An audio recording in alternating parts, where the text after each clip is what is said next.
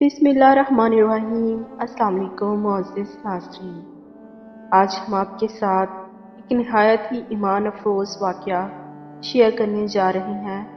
Video पसंद आने की सूरत में लाइक और शेयर ज़रूर कीजिएगा और सदका जारिया समझकर चैनल को सब्सक्राइब कीजिएगा। इमाम आज़म अबू हनीफ़ा रहमतुल्लाह अलैह और काफ़िर मनाज़र का वाक़या। एक दफ़ा इमाम आज़म अबू हनीफ़ा रहमतुल्लाह अलैह को लोगों ने बताया कि फ़लाँ बस्ती में एक मुनकर आया हुआ है और वो लोगों को गुमराह कर रहा है।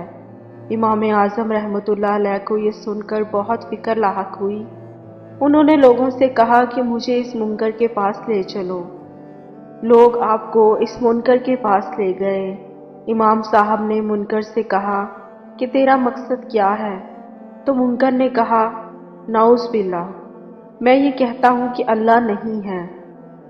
अगर कोई मेरे 3 सवालों का जवाब दे दे तो मैं इस दावे से पीछे हट जाऊंगा और मुसलमान हो जाऊंगा। इमाम साहब मान गए और मुनाजरे की जगह और वक्त तय हो गया। वक्त मुकर्रा पर काजी की अदालत में मुनकर तो वक़्त पर पहुंच गया, लेकिन इमाम आज़म तशरीफ़ ना लाए। जब काफ़ी देर बाद भी इमाम रहमतुल्लाह अलैह तशरीफ़ ना लाए तो मुनकर ने ये कहना शुरू कर दिया कि लोगों, देखो, तुम्हारा इमाम झूठा था, इसलिए वो यहाँ नहीं आया।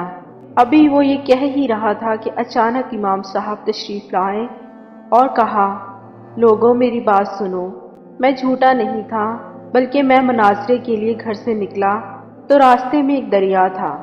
जब मैं दरिया के किनारे पर पहुंचा तो वहाँ कोई कश्ती, कोई मलाह मौजूद ना था।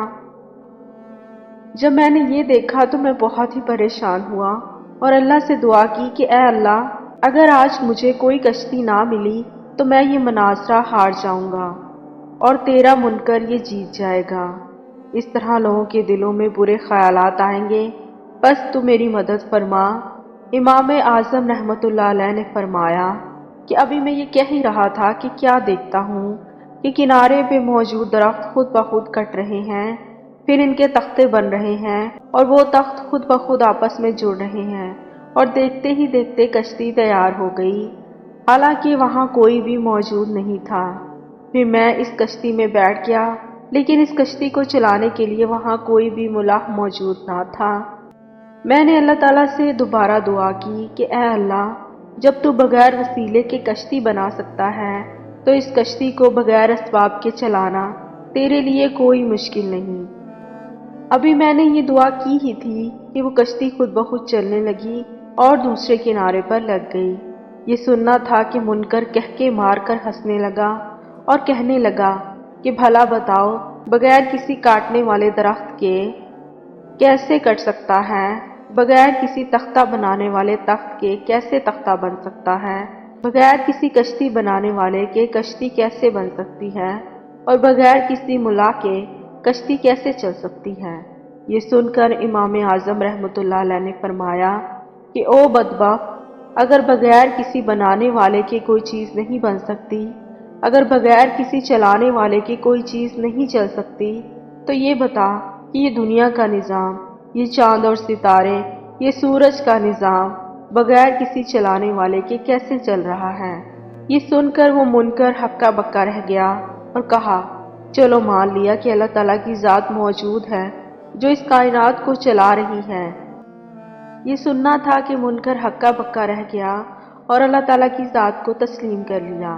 फिर इस काफिर ने इमाम साहब से कहा, मेरा पहला सवाल ये है कि अगर अल्लाह ताला मौजूद है तो वो हमें नज़र क्यों नहीं आता?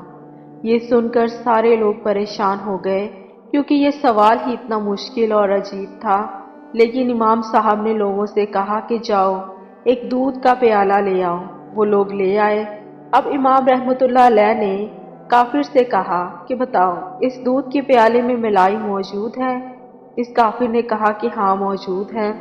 फिर इमाम साहब ने कहा कि बताओ, अगर इसमें मलाई मौजूद है तो वो हमें नजर क्यों नहीं आती? ये सुनकर काफिर फिर सख्ते में आ गया और इसका जवाब इसके पास मौजूद नहीं था। फिर इमाम साहब ने फरमाया, ओ काफिर, इस तरह अल्लाह ताला भी मौजूद है और वो हमें नजर नहीं आता। वो एक ही वक्त में हर तरफ मौजूद है, لیکن ہماری آنکھ میں اتنی طاقت نہیں ہے کہ ہم اسے دیکھ سکیں۔ کافر نے کہا کہ چلو مان لیا، اللہ تعالیٰ ہر طرف موجود ہے، لیکن اب میرے دوسرے سوال کا جواب دو۔ اگر اللہ تعالیٰ ہر طرف موجود ہے تو اس کا رخ کس طرف ہے؟ یہ سن کر سارے لوگ دوبارہ سے پریشان ہو گئے، کیونکہ یہ سوال ہی اتنا مشکل اور عجیب تھا۔ اب امام صاحب نے لوگوں سے کہا کہ جاؤ ایک چراغ لے آؤ۔ لوگ چراغ لے آئے۔ امام صاحب نے کافر سے کہا کہ بتاؤ اس کی روشنی کا رخ کس طرف ہے؟ یہ سن کر کافر اور پریشان ہو گیا اور کہا اس کی روشنی کا رخ ہر طرف ہے۔ پھر امام اعظم رحمۃ اللہ علیہ نے کہا او کافر، اسی طرح اللہ تعالیٰ بھی موجود ہے اور وہ ہر طرف دیکھ رہا ہے اور وہ ہر جگہ ہی موجود ہے۔ یہ سن کر کافر نے کہا کہ چلو مان لیا کہ اللہ تعالیٰ بھی ہر جگہ موجود ہے اور ہر طرف دیکھ رہا ہے۔ اب میرے تیسرے اور آخری سوال کا جواب دو۔ اگر اللہ موجود بھی ہے اور ہر طرف دیکھ بھی رہا ہے تو یہ بتاؤ کہ اللہ تعالیٰ اس وقت کیا کر رہا ہے؟ یہ سن کر تمام لوگ حیران و پریشان ہو گئے اور آپس میں باتیں کرنے لگے کہ اس کا جواب تو ناممکن لگ رہا ہے۔ مگر امام اعظم ابو حنیفہ رحمۃ اللہ علیہ پر قربان جائیں، آپ بالکل بھی پریشان نہیں ہوئے، بلکہ آپ نے اس کافر سے کہا کہ اس کو چھوڑو، پہلے میری بات سنو۔ جب میں یہاں آیا تو مجھ سے پہلے تم عدالت میں پہنچ چکے تھے اور تمہیں بیٹھنے کے لیے کرسی مل گئی، لیکن میں دیر سے یہاں آیا اس لیے مجھے بیٹھنے کی جگہ نہیں ملی۔ اب میں کھڑا رہ کر تھک گیا ہوں، ایسا کرو تم یہاں سے اٹھ جاؤ، مجھے بیٹھنے دو، میں پھر تمہارے سوال کا جواب دوں گا۔ وہ کافر مان گیا اور اپنی جگہ سے اٹھ گیا اور امام اعظم نے کرسی پر بیٹھتے ہی کہا کہ او کافر سن، اس وقت اللہ دیکھ بھی رہا ہے اور موجود بھی ہے، اور وہ اس وقت ایک جھوٹے کو، ایک کافر کو اٹھا کر ایک سچے کو بٹھا رہا ہے۔ یہ سن کر کافر حیران و پریشان اور ہکا بکا رہ گیا، اس کے پاس اب کہنے کو کچھ بھی نہ تھا اور وہ یہ مناظرہ ہار چکا تھا، کیونکہ اس کا پالا کسی عام آدمی سے نہیں بلکہ وقت کے امام اعظم ابو حنیفہ رحمۃ اللہ علیہ سے پڑا تھا۔ اب کافر نے کہا کہ میں اپنے الفاظ واپس لیتا ہوں اور مسلمان ہوتا ہوں، اب آپ مجھے کلمہ پڑھا دیجیے۔